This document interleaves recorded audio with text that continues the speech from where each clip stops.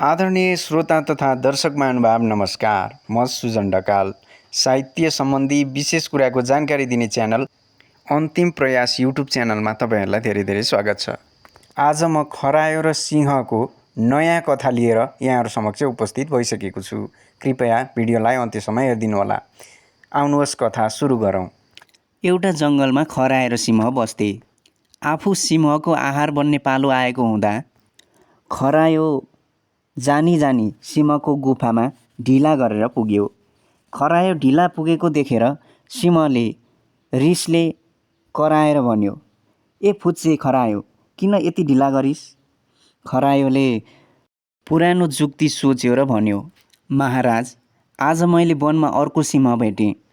यो सुन्नासाथ सिंहले अर्को सिंहलाई हेर्ने इच्छा प्रकट गर्यो। खरायोले पनि मौका यही हो भन्ने ठानी सिंहलाई इनारको नजिक पुर्यायो र भन्यो, "महाराज, अर्को सिंह यही इनारभित्र छ।" सिंहले इनारभित्र हेर्यो र छक्क पर्यो। त्यहाँ त ऊ जस्तै अजङ्गको सिंह उसका जस्तै डरलाग्दा आँखाले हेरिरहेको थियो। सिंहले निकै गर्जेर इनारभित्र रहेको सिंहलाई तर्साउन खोज्यो, तर इनारभित्रबाट उस्तै जोडले ठुलो आवाज आयो। सिंह नयाँ विचारको थियो र उसले लडेर इनारभित्रको सिंहलाई जित्ने मूर्खता उसले गरेन, बरु नम्र भएर प्रश्न गर्यो, "तपाईँ आरामै हुनुहुन्छ?"